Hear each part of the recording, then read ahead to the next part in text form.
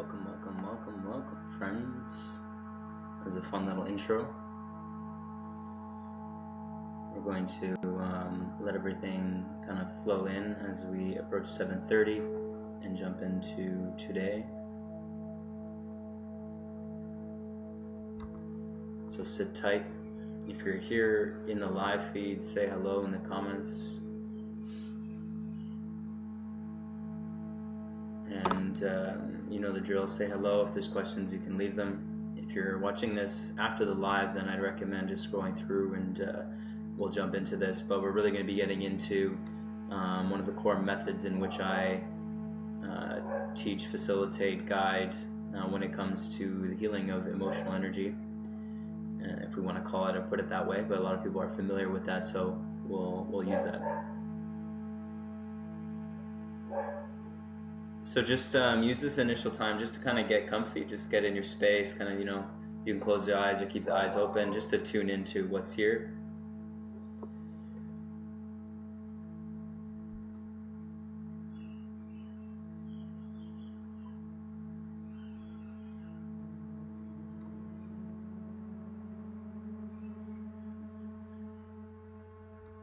Hey Ivory, hey Lawrence, good to see you as always.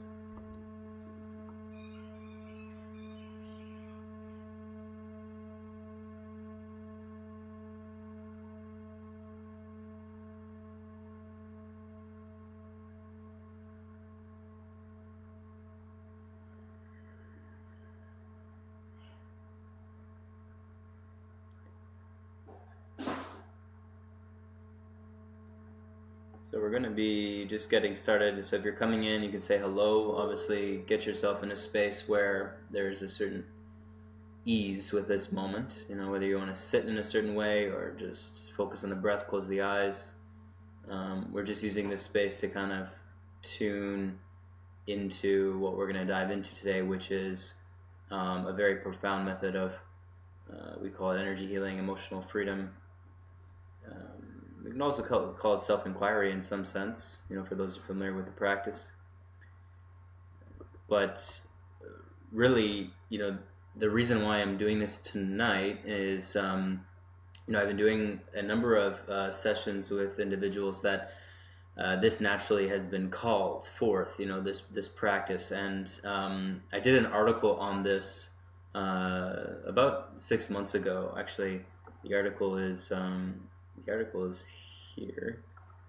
The article is right here. So if you haven't read this article, How to Heal Anything, Supreme Energy Healing, all energy healing techniques wrapped up into one.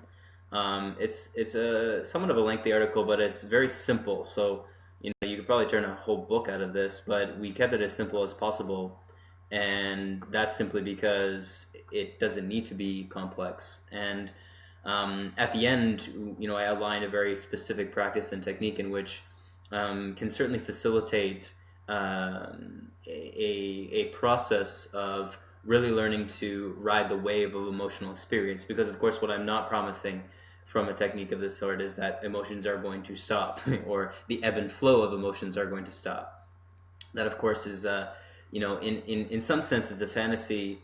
In other senses, it's just becoming practical in the nature of our modern day existence, in which has many things in an environment in which may cause one to, you know, I wouldn't say get triggered is the word, but at least feel into the full spectrum of emotional experience in which is available.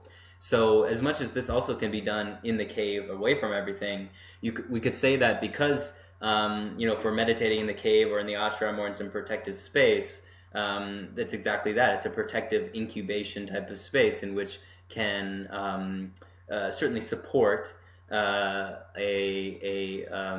you know, a safe space, a space in which that these emotional experiences and the intensity of energies are not going to come and get involved so much. So hey Alex, much love, man. So again, if you're here, just say hello. It'd be great to see who's here. But you know, really, what we're focused on, obviously, in this session tonight is really giving you the initial look, if you haven't done this with me personally already, when it comes to the practice of healing work. Now, one piece I want to kind of point out with it, and I'm just going to actually pull up the article, and you guys can all go through the article later because I'm not going to read the article to you. But there's 4 main sections in which I outlined it, and that first was awareness being the foundation of not only all healing or energy work, but all life and all energy itself. Then we have intention, which naturally kind of connects in with awareness, and then we also have energy and the modality, or the form in which the method takes. And what you'll notice by reading this and going into, and what we'll go into today, is that the modality becomes less of an importance, but at the same time, we recognize that there is also a power in flowing with the modalities in which are resonant with you. And the reason for this is because this is the uniqueness of the pathless path. It's the uniqueness of the individual, and the individual being you, and recognizing that the appearance in which the self or the source or that pure awareness takes, the form in which it takes, doesn't matter so much as to the intention and the purity of the connection with that pure space of awareness. So there's many masters on the planet, and those masters have come from all different paths, whether it's a more Eastern path, a more Western path, a path of that's more feminine in essence, or a path that's more masculine in essence. So the form in which the modalities and things take aren't so much of an importance as, well, 2 things. One being the energy in which initiates you into the method or technique. So that's coming from the teacher or the guide or the master, the guru, or whatever the term that you're comfortable with. And then, of course, obviously the level in which you are at, which is you're always only going to mirror that of the teacher in some sense. It does, obviously you're using the teacher as a means to further guide you on the path. So it's not a mirror in the sense that you are at the level of that master, the teacher, although in a certain sense you are. There's just simply a further remembering that may be required, and that's of course why we get initiated into a technique or taught. And in the West we call this getting taught a technique, but I'll put it this way.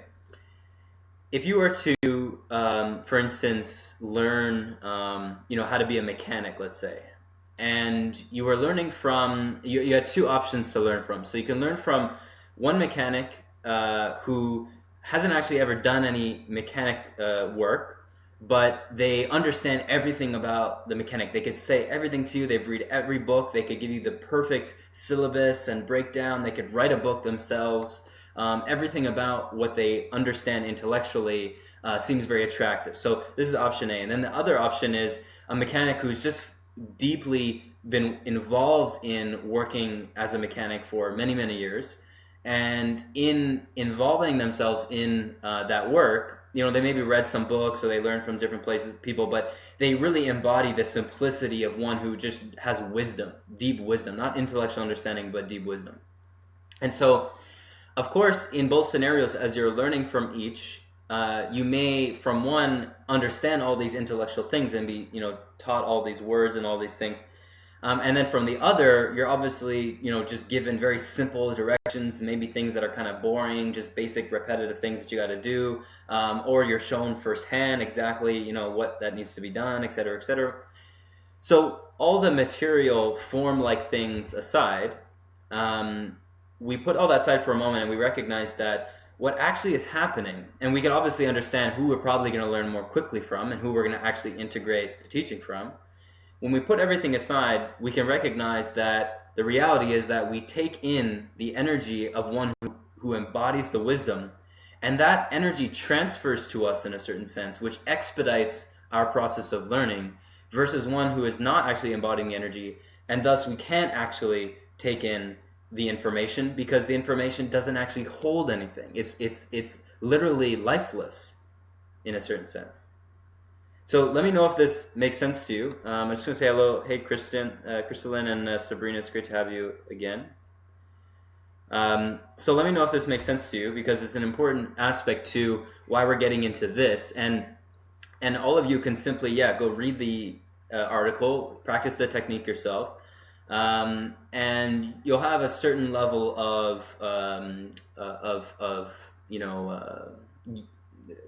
what's the word, effectiveness with the tool.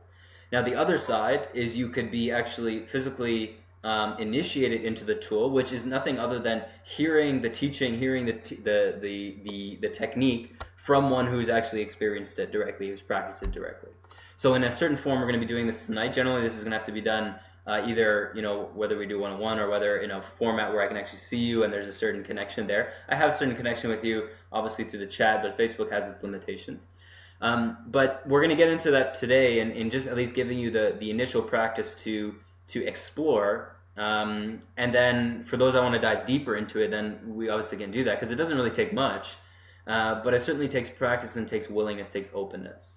So let me know if that all makes sense to you, because this is an important element that I certainly had to learn in receiving teachings and techniques and things from just a YouTube video, just watching a YouTube video or reading a blog post or getting some free thing or whatever, versus actually deeply investing, not necessarily just money, but time, energy, and receiving that from the direct source, right? So being initiated by, a master in Himalayas, or, getting the Rasa transmission, or learning from mentors in certain spaces. It's a deeply important thing because it has little to do with the topic of information or the modality. It has everything to do with the energy in which is transmitted, the energy in which is experienced through that exchange. So again, if this is clear to you, then just say yes or let me know if that's the case. Also, it'd be great, comments are great. I mean, questions are also encouraged because these are how these sessions flow. I'm in a bit of more of a flow of offering at the moment. There's things flowing through, so I'll just keep offering it on social media, but the questions are always beautiful. So with that, we're going to dive right in. I'm going to wait just to see if there's any specific questions. It doesn't have to be necessarily related on what we're doing today, but I mean, chances are that's going to be the case. But I wanted to at least open with that initial piece, so there's a clarity that the simplicity of the technique is not seen. We're not seeing past that.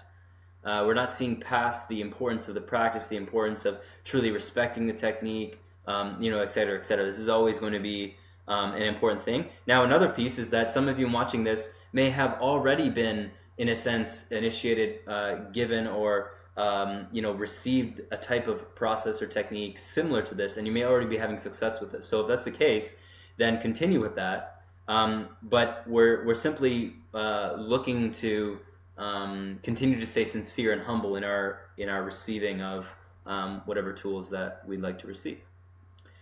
So we're going to dive into this now, and I did want to have a Zoom session up, but we'll do that next week or the week after, where those who want to really have the face-to-face. I mean, obviously my one-on-ones are obviously an opportunity to do this in a more efficient light, but the group session is great too, because I can see you and we can actually communicate and everyone else can be a part of that.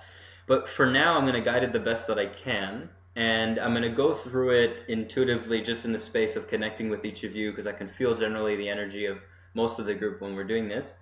And so as we're doing this, there's simply a focus on remembering that space of what we've spoken about for quite a long time, which is the interest in that pure sense of awareness, that pure sense of self.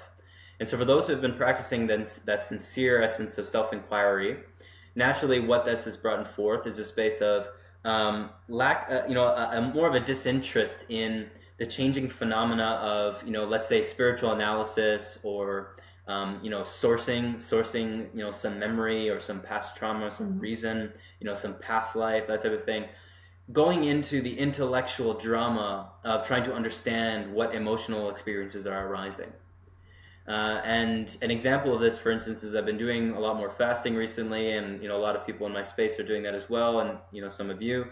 And the funny thing with fasting is that there's so many ebbs and flows that arise, and because there's such a depth of healing occurring, 1 hour you could be feeling nice and blissful, the body's all great, and the next hour the body's just completely purging, and you're feeling various things arise.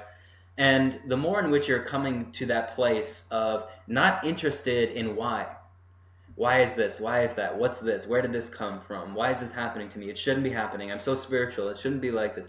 This is not what's interesting. This is not what the sincere seeker is interested in.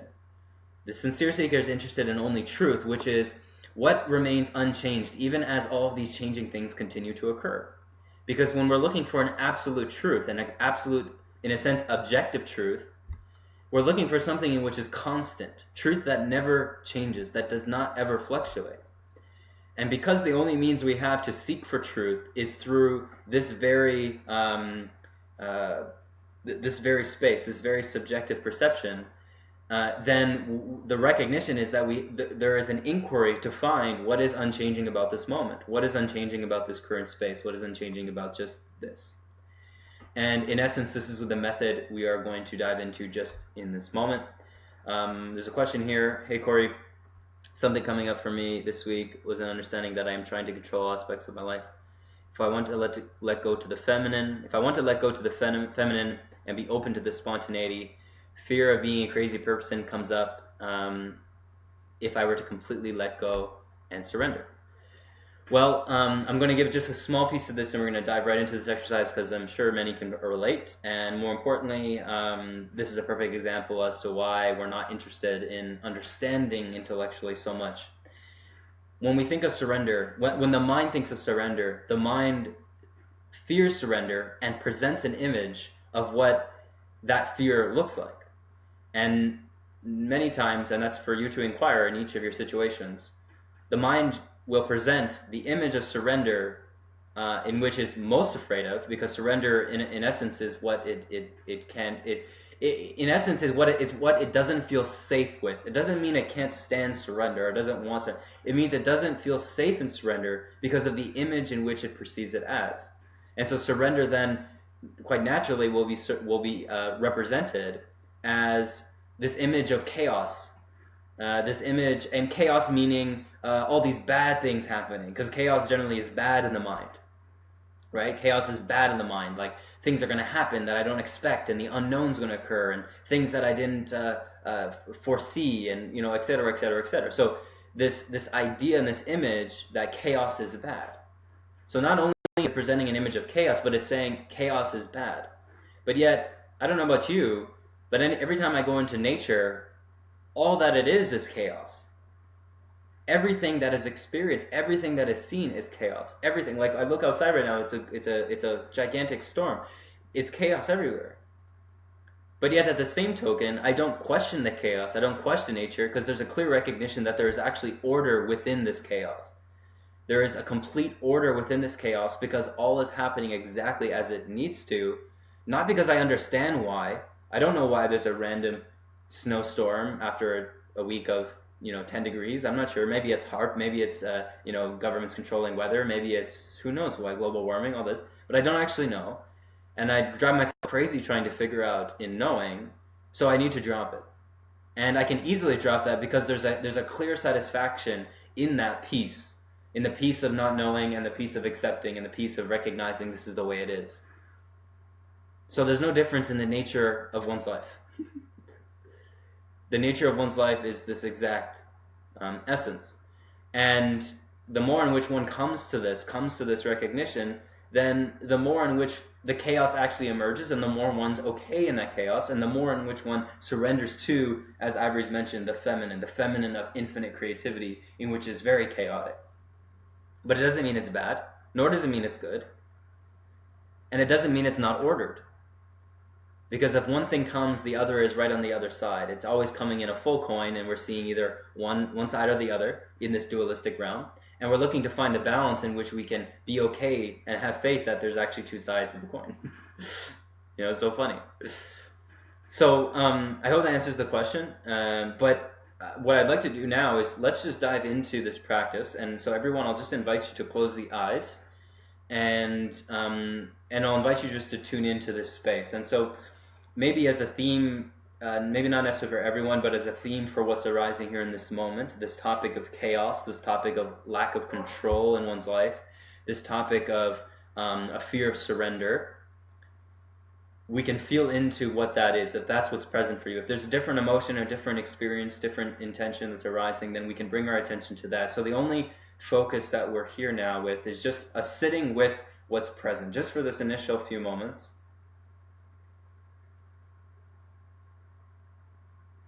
There's just a sitting with what's present. That's the only real focus here.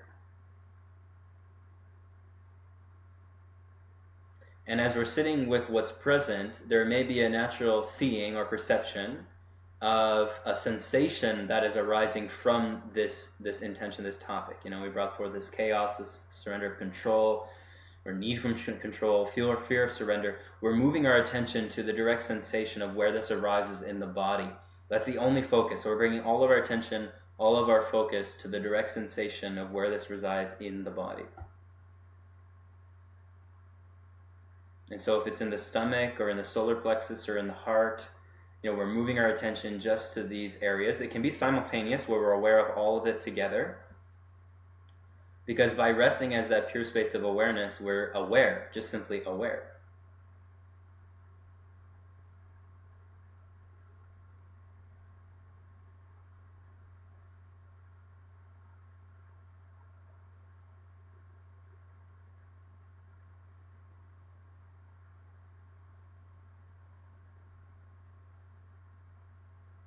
And every time the mind pulls away, we're continuing just to come back to this, just the sensation, just the direct focus on what this is, what's present.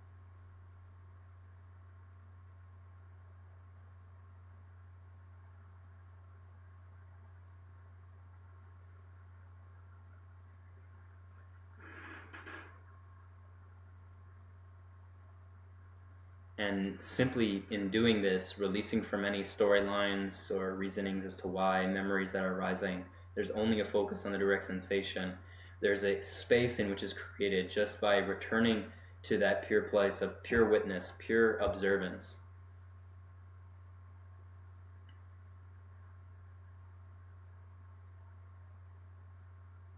And in being simply aware, there's a getting out of the way of what's arising. So the sensations in the stomach, or they may have moved, maybe they've moved to the top of the head, maybe they've released, maybe they've even expanded through the body, who knows, maybe that hasn't changed. But our interest is not in moving, healing, trying to fix, change. Our interest is only in returning again and again to that place of simple awareness, simple just watching, observance.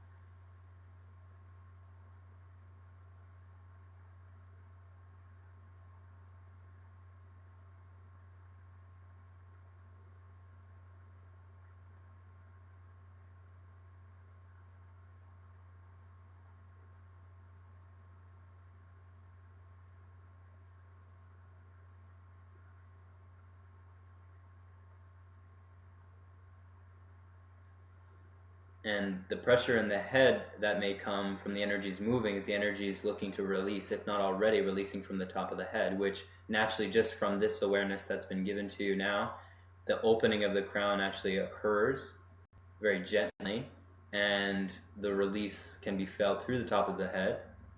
It may also not be, so there's not an attachment to anything here. It's just simply an observance of what's arising. But naturally there's a certain essence of lightness here, simply from returning to what you are as pure awareness, not interested in all this changing sensations, phenomena of mind and body, yet not denying it either. We're not running from it, we're not going to some distant place. We're completely here with everything that's here.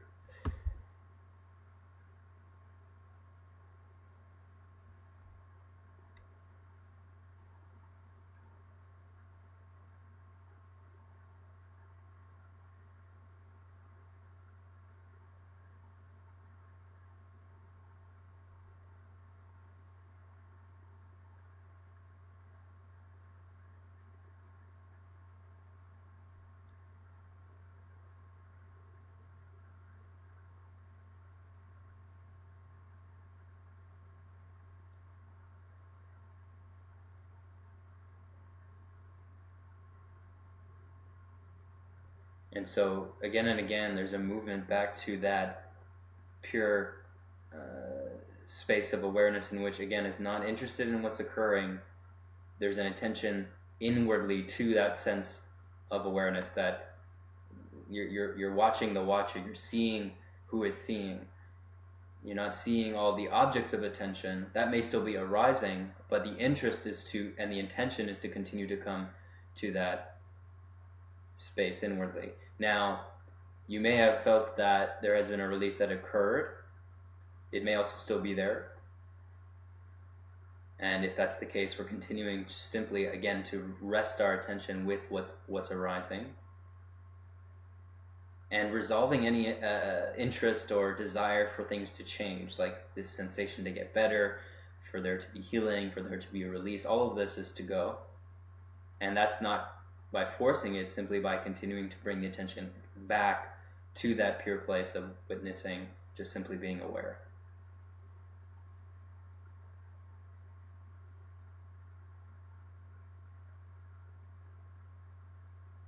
And so that is the nature of the practice. And so in this space, if there is a feeling of lightness and peace here, then we can move our attention to the center of the heart, and continuing for the remainder to dissolve into that doorway in the heart, where in essence there's a movement of 180 degrees inwards, movement of attention inwards completely, where the attention is not on the sensations of thought, feeling, sensation, or the energies that are being felt, because to get out of the way completely is to move back to what you are, and to not fall into the illusion that you are the one suffering the feelings, the energies, etc. And then naturally, if there is still remnants of the sensations that are arising, this practice is still the same, where we're moving to the background of our attention, the background of this moment, the background potentially of the body. So again, there's a getting out of the way completely of the emotions or the energy, the density that has been perceived. And with the crown open, or even the root as well, there's a natural flow of the energy that will naturally dissipate, it will naturally channel through, and you'll feel it release through the top of the head.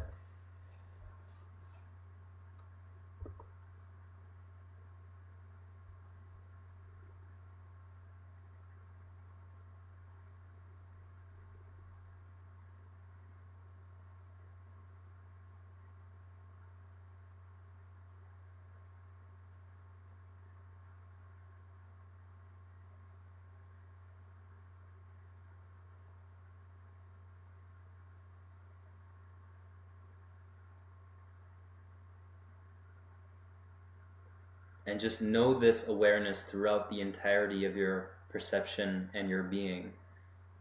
So what this points to is connecting with this peace in which you're experiencing within every cell, spreading it through every cell, just simply by being aware of that. Again, just the awareness itself is what's doing all of the work here. You're not doing any of the work. You're returning to what you are, which naturally desires to come into balance, which naturally desires to potentially release or let go, surrender, etc.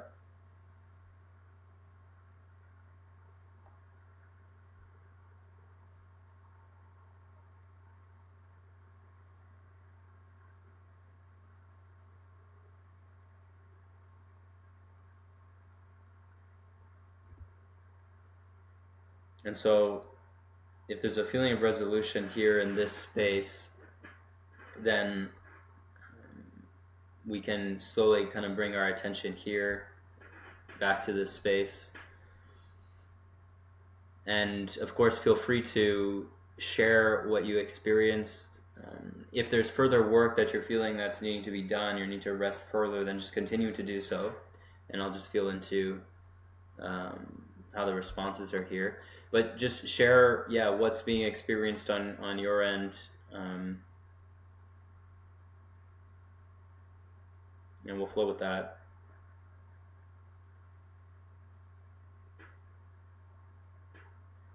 Naturally, there may still be remnants, right? And because we're working, what's more important in this is we're working on the dissolution of the need for healing, right? The need to release, the need to change it. This is what is being worked on, because from that, this is how this method becomes an ever-present method within your day-to-day experience. As a moment-to-moment practice of not looking to find relief from everything that's arising in your life, but by recognizing that you actually can handle everything that's arising. And that's a different perception, because of course the intention for some on the path, through spiritual seeking, through modalities, through techniques, is to relieve oneself from pain and suffering, which obviously makes sense. This is not a negative thing, nor is it wrong. However, to be sincere in one's seeking is to be sincere in the clear recognition that I'm not differentiating between good and bad. I'm not looking to move away all this negative feelings and just I'm looking to ride the wave of both that arise, which, just like, if a bully is bullying you and you finally don't give in to the bully and then they finally just stop because there's no longer any fun, this in essence is how our reality works. So yeah. So again, I'd love to hear how that process worked for you, and I'm assuming some of you are definitely still in it. So I'm still holding space for that.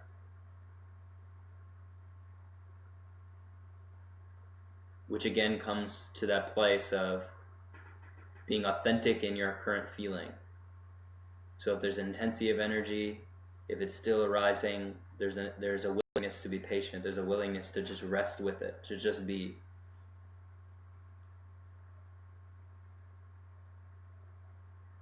And we can feel it naturally moving through the head. That's generally a place in which it'll flow through, right through the top of the head. And sometimes it gets kind of like stuck there at times, you may find.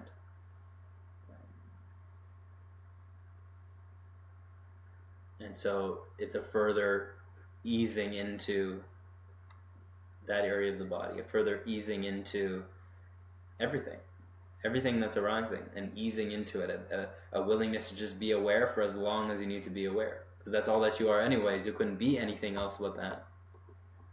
It just may appear that that's the case.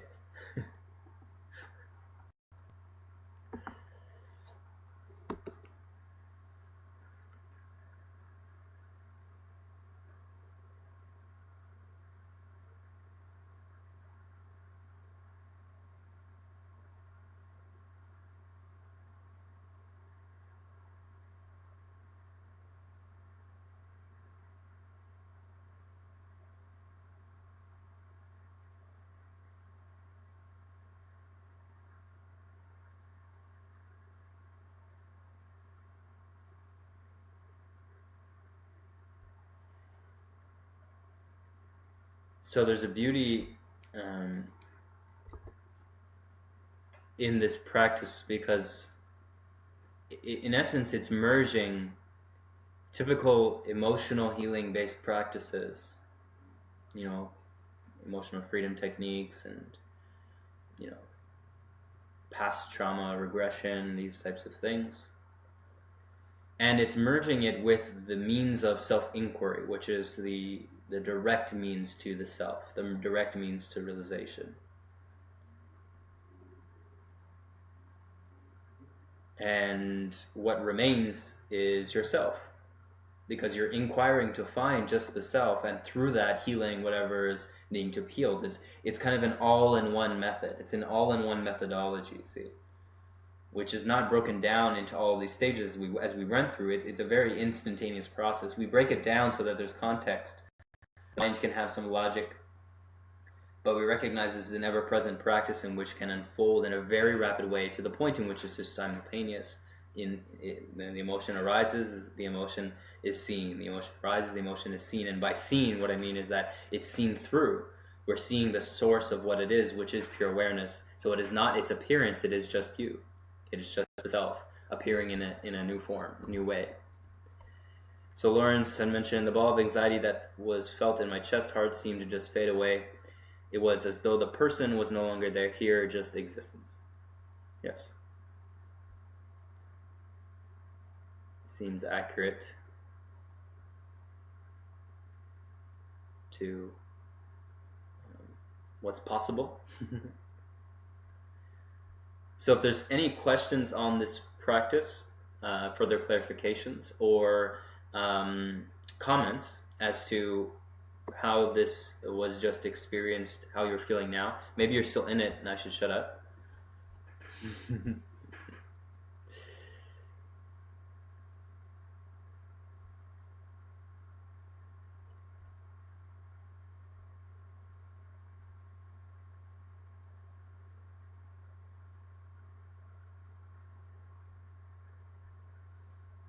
And, you know, one thing to point here that's come to me just now is that, you know, when I utilize this approach in the sense of giving a method or a technique for this form of healing or emotional release, the means is always going to be hidden within it. What is always hidden within it is the practice of just simply being. And it is always important to kind of merge the two and recognize that they are simultaneous, in the sense that we are practicing another avenue to remain as what you are, which is pure awareness, and to just be as what you are, which can generally come in a more easier, in an easier and a more effortless fashion when the body-mind has been brought to a certain level of balance. And this is this is a merging of the kind of masculine and feminine perceptions on spiritual seeking or this and that, from a standpoint that, you know, it is true, you are already realized, you are already this self. And so for one who may not believe that to be the case, or not remember that, or not know that, is simply because the mind and body has such a grasp on its own identity. It's such a momentum to it that it's perceived that this self is not, you are not this self, you are not just what this is, and realized, enlightened, all these things. So with that, there's a humbling in the receiving of guidance of those who are in this space, and the methods and techniques that have come from others who have been in this space, you know, from the past thousands and thousands of years, and to recognize that the journey is to perfection, a perfection that may not ever be attained, because that perfection is just another concept, but there is certainly an intention for perfection on the full spectrum of what this body and what this is. So by coming to that sense of perfection, one can naturally perceive the higher realms, or the deeper, more harmonious realms of the self, the infinite self. So you are the self in which can't be defined, that has no realms, has no dimensions, has no aspects to it or stages, or no. While at the same time, the unfolding of that self is to explore the dimensions, to explore the realms, to explore what you are, which is all of it, the full picture, the light and the dark. And so the journey of the human experience of perfection is one that has to be seen simultaneously as in the acceptance of imperfection. So the masculine and feminine is simultaneous. We're not here to jump on one side and to say that this is the only teaching, or this is the only teaching, or this is that, or that's that, or this is this, or this is this, and it is to be wary of teachers who are presenting, or anyone for that matter, or rather the reflection of yourself that is presenting of this but that, or it's only this and can't be any of that, or, you know, there's such a malleability with it all. There can't just be this one, and yet there can just be this one, right? You cannot grasp it, and thus it can be anything, and it's also nothing. So there's a movement with that. There's an unknown play with that, and that's the humility. That's the humility that the human mind can never know. And who knows, maybe it will. I felt the energy flowing through my body and the crown a couple times and felt more ground after. But how do you know when all negative energy is healed? Well, this is so, terms like there's a lot of phrases of like, I'm gonna fully step into my potential, or I'm going to I'm in this case, I'm gonna release all the negative energy, etc., etc.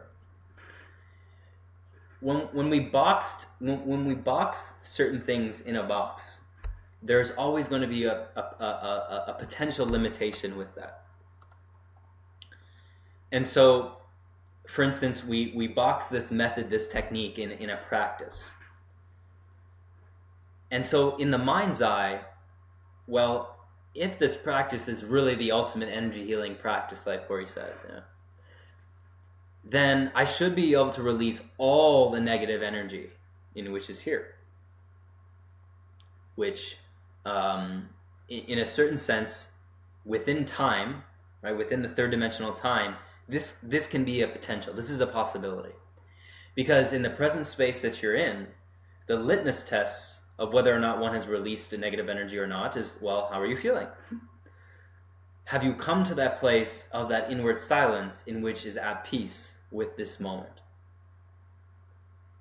And if that's the case, if that's what's seen in this moment and within this timeline, with this moment in time, and a perpetual unfolding moment in time, then we could say that the negative energy has been released. You have been aware of what has desired to be arisen in this moment, the situation that arose here that naturally now has fallen or naturally has fizzled, and what has remained as what you always are, which is the self, that pure awareness, that pure peace.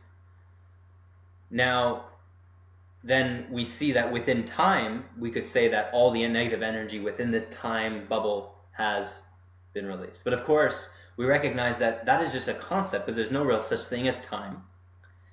And also, awakening, because there's no real such thing as time, there's no real process of awakening. There's no unfolding of awakening. This is illusionary, because there's no such thing as time. So there's no unfolding of anything. There is always just this moment, just what this is, just this now. So if that's what it is, then we could say that, well, the practice is ongoing. The practice is unfolding perpetually. You see? And it can't be stopped. This technique never ends. It's a perpetual technique. Because then, what happens in the next moment when some other trigger or something arises or this, and we could say that, okay, now I'm going to practice it again. I'm going to consciously practice it again. But the very subtle observance in this is that the reaction, there is a constant reaction that's occurring. When the trigger arises, that's when the practice occurs. When this arises, that's when it happens. When really, what you are is that pure sense of awareness in which is always aware and always aware of what's arising and what's going, what's arising and what's going, what's arising and what's going.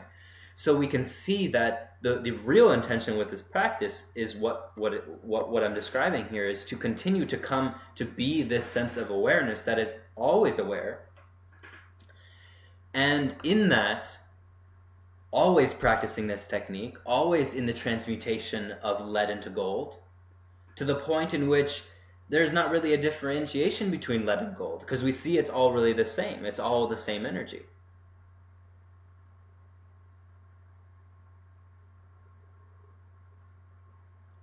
So I hope that clarifies what this is. And the mind sometimes has trouble with that. I see some people dropping off. Maybe it's the timing, but maybe it's this pointer that this is a never-ending practice. It can't be just blocked off into just this or just that, and yet it can. Of course, we still do that. We practice only for 10 minutes in the morning or at night, or when emotions come, or when we remember, and that is okay, because the mind will still continue. But if you're hearing these words, then let it sink in. Let that intention sink in to know what's being spoken here.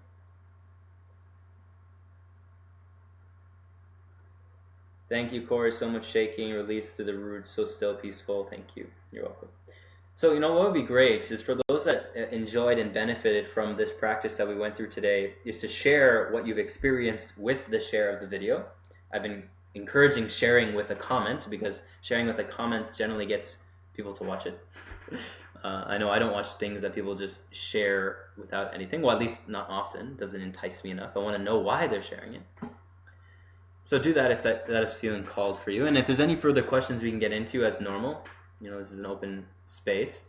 To really dive a little bit deeper into what we just practiced here, this is an ongoing practice in which is a vital component to the balancing act of emotional alchemy, we could call it, emotional balance. And as I mentioned, receiving the teaching in form like this, like receiving it in real time, is much different than just going to read the blog post. And I posted the blog post. I'll just show you guys again. This one right here. How do you heal anything? Supreme energy healing. All energy healing modalities summed up into one. So read that if you haven't.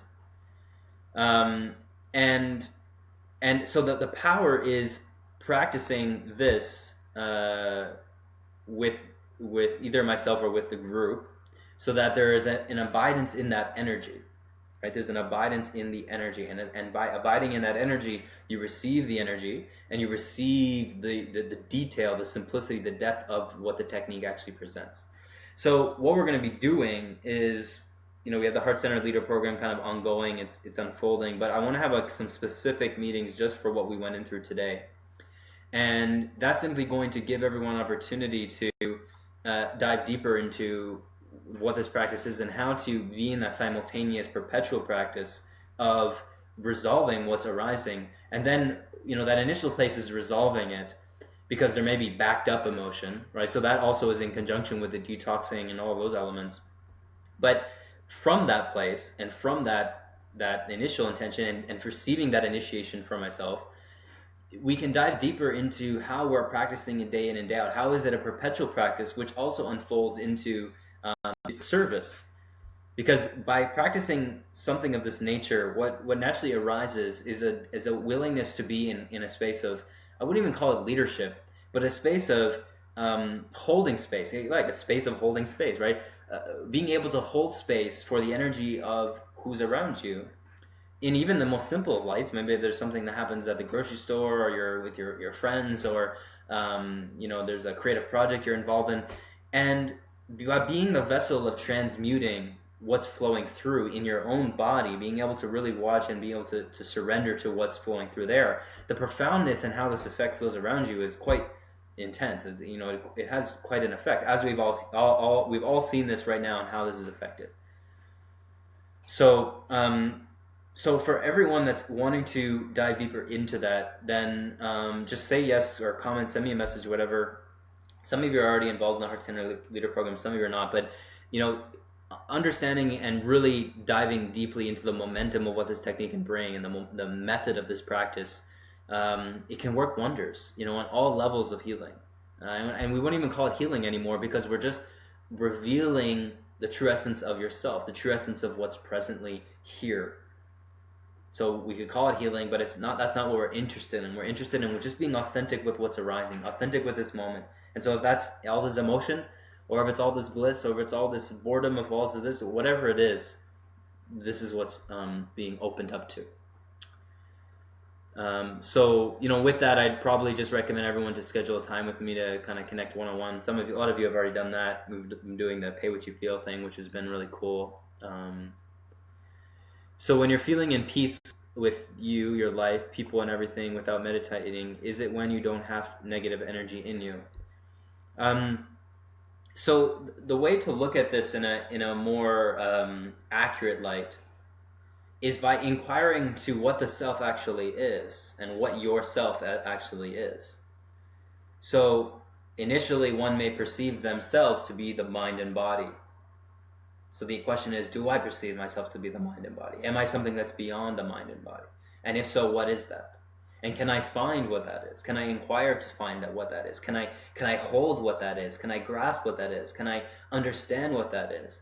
This is the means of the depth of self-inquiry, is to continue to find that in which the place or the space or the point in which you cannot go any further. So if the mind can grasp it, if the mind can hold it, if the mind can understand it, it's not it. It can't be that. Because then there is still an object of attention, whether that's a subtle idea, whether that's an energy, but there is a subtle attention of something, an object, a subject and an object. And forever as long as that's being experienced, then that's not the background, that's not what's being sought out. As much as within those things is this pure awareness, because that pure awareness is within everything and all things and all of existence. But if one's identifying with what's appearing, then the identification is what we're looking to see if is real. Is this identification real? So really what's more important in this question here is what is negative energy other than just another concept? Because if I'm to perceive a negative energy, well, that negative energy is a sensation in the body. It's potentially thoughts about it that are fueling it.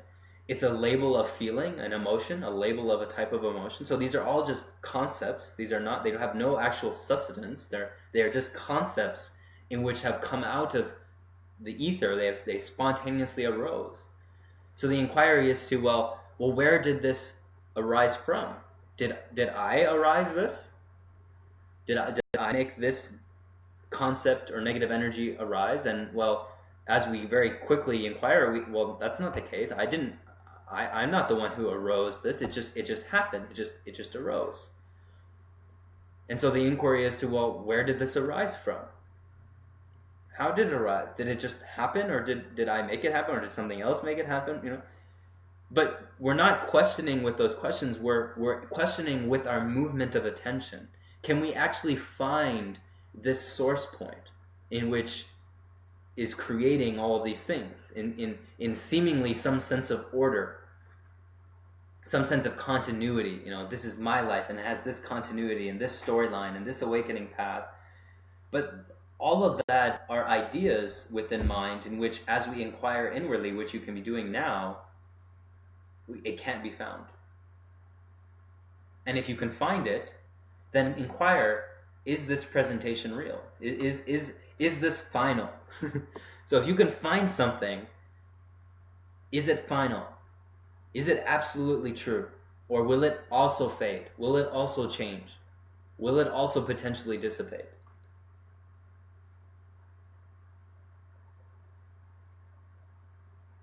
You see? So in the second question, Alex, where you're coming into, sometimes I have a hard time of finding why I feel a certain way, or is there a simple way to do that? Why you feel a certain way? Again, the question would come back to all of you. Do you desire to feel in a space of resistance, in a space of discord, or more so, do you desire to identify with every feeling that's occurring? Because it seems like identification with the feelings in which are arising is the source of the suffering, right? It's not that resistance is the source of suffering. It's that one's identified with the fact that one is resisting. And because they read in some book that resisting is bad, well then, now I'm resisting resistance. Now I'm mad that I'm mad. Now I'm sad that I'm sad. Now I'm resistant that I'm resistant. It's a perpetual loop that one cannot escape. Until the continual practice of inquiry takes over, which one recognizes that my interest is not necessarily in finding why something is arising. My interest is coming to the place in which I know is already what I desire to be, which is myself, which is peace, which is love, which is etc., etc. And from that place, if the question still remains of why I feel a certain way, then I could actually very easily answer it. But generally, that interest will no longer be there. One will just be what they are as that sense of peace. And the question about why one is feeling a certain way will be dissipated. So we could say that the path to that place is to understand why one's feeling that way. So I'm not discounting the means of feeling into or being authentic with what one is experiencing and voicing that, expressing that, etc. What I'm saying is that there's an efficient way to deeply sink into what is arising without the baggage of needing to understand. needing to figure it all out, needing to have answers right away. And coming to the place in which answers are sourced from, which is that sense of clarity, because that's where you have all the answers. That's where you already know. That's where you're just here. You're just in presence. So we're coming back to just this. You see? Just this, just what this is, just this presence, just what this is. And if that fails you, then the mind will take itself anyways and want to understand and figure out and learn and all that. And so there are other tools in which can be useful in understanding that dynamics of how your mind works, how this structure works. So something in which I've been prominent in speaking about, which is getting a human design reading or an astrological reading. Human design, I just had a recent one done, very, very useful. So if those of you want to get that done, then send me a message. But having a human design, which is just a makeup of your chart, your nature, who you are in this incarnation, this will support you and assist you with having peace with how you act, how you've always been, the tendencies you've had and maybe you've always been condemned by, right? Or have not fit into society by, or have been molded to be a different way. And by continuing to sink into this, it gives you a certain level degree of comfort and peace. And at the same time, it will still not protect you from the depths of identification, the depths of ignorance. Because no matter how much one understands about the makeup of what this is, what you are cannot be understood by anything in which this is, or what the mind is. It cannot grasp what the truth of awareness is. And so that's where faith, the depth of faith, the depths of surrender will in a sense be the safe haven to always come back to. And if you do not want to, then that's also okay. But you'll be brought back to that regardless. So I hope that clarifies some things with you, Alex, in this space. And just it requires the practicing, it requires the practicing. Because from this place, intuition is much more louder. And you'll recognize the questions will not arise as much as intuition is what is surrendered to. Right? So as intuition is surrendered to, there is only action. You're just in the space of action, because intuition is only really available in action. It's not available within mind. Like, how many times have you felt a hunch and then you start thinking about it? It doesn't work. It doesn't. You can use your mind to facilitate intuitive flow by means of intuitive flow driving the force, and mind just putting the pieces together as you're acting, as you're moving, as you're going. But you recognize that many times you've done things so exceptionally well in the space where mind wasn't really so much present. And so one has to kind of configure their life in a way in which facilitates that movement, however that is, whether it's the physical movement of the body, or getting out into nature, or being connected with people, or all types of things can be done with that. Great. So that looks like that helped you, Alex. Awesome. So if there's further questions, you know the drill. Let's roll it. Let's get into it. And again, if you're benefiting from this, you can say how you're benefiting it and share the video. It's always great. But if there's further questions we get into, and then for those of you who haven't scheduled some time with me, I would do that, especially if you're interested in really getting initiated into what we're talking about with this method, this process, this technique. It works heavily in conjunction with the Rasa transmission that many of you are receiving. If you don't know what that is, you can say so, and I can link you, because I know Ramaji and Ananda are doing another session this Saturday on manifestation and abundance. So coming into the depth of recognizing that non-duality and coming into this truth and this essence, this pure space of awareness, is not dissolving into a cave forever. It can look like a life of manifestation and abundance, and living your path, living your unique design, living what is available for you to express and to explore in creativity. So that'll be happening on Saturday at 2 p.m. with them. So if you're wanting to join in on that, then you can message me. But I'll link in my link for those to schedule, for you guys to schedule time with me. It's still as a pay what you feel like flow. I don't know how much longer that will be as schedule starts to come in, but I'm enjoying it. I love connecting with all of you. So that's that. If you haven't read the article on what the technique we went through tonight, then I'll link that as well, or I've linked it many times, so you could probably find it. But practice it. It requires practice. That's it. It requires practice. So if you're coming in late, I see a lot of people joining now. If you're coming in late, firstly say hello. If there's any questions, you can jump in and say state your question. But I would highly recommend to rewatch this. Maybe not from the beginning because I had my music and my visuals playing. But about 5 minutes in, we started. We went into this practice, this energy healing, emotional healing practice, in which you'll find. I'm not tricking you, but I'm using the terms energy healing and emotional healing to resonate with what you know about that, so we can go right to the depth of what we're really talking about, what we're really pointing to, which is finding the self, knowing the self, being yourself, and abiding in that.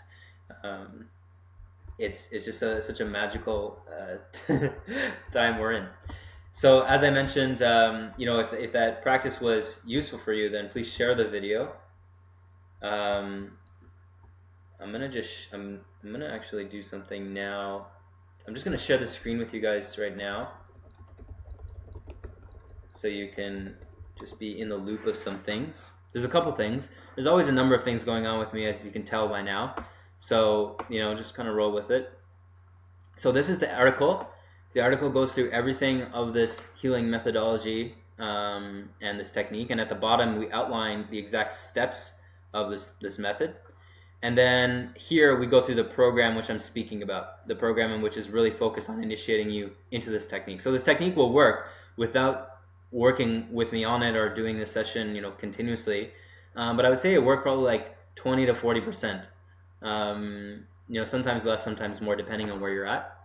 So let's like focus on that for now. We have the detox thing on Sunday, but I'll speak about that a bit tomorrow. So that detox call with Alexandra, so that just facilitates further work in this space. And then the last piece is I'm putting more videos on YouTube. So go connect with me on YouTube, subscribe to the channel. There'll be some stuff going up there that's not really always on Facebook. And then the last piece, as I mentioned, which is if you want to schedule some time with me, you can do that. So if there's any further questions, then please put them in now, because otherwise I'm going to just close it up for tonight. Thanks, Alex, for sharing, and Crystalline, that's great.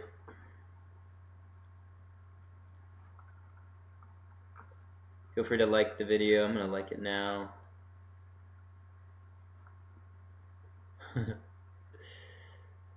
Oh, Emily's here. Great. Genevieve. I don't know if you're still here. Who else is here? I can actually see who's here. Ivory, Anya, Judy, Sophia, Blake, Daniel. It's all great to have you guys. So, as I mentioned, if you came in late, rewatch this, practice the method, utilize it to your advantage. Practice as much as you can. It can be practiced every day. Practice all day if you want to. And not necessarily just seated, as you're living, as you're walking, as you're moving about your life. And then, to further get initiated in this technique, I'm telling you, to really get the power of this, there has to be a depth of work with it, like a depth of work with it. It's a very simple practice, but if there's not a depth of practice, work, guidance, etc., you're not going to get the results, and you're going to continue to dabble to a bunch of other methods and techniques and say, oh, they didn't work, they didn't, focus. So you got that, and you got the links there in the message. If there's further questions that arise, then you can leave them, and we'll find a time to answer them in the next call. The next time I'll be seeing you guys is Sunday at 1 p.m. with Alexandra for the detoxing and the spring cleaning. It's springtime.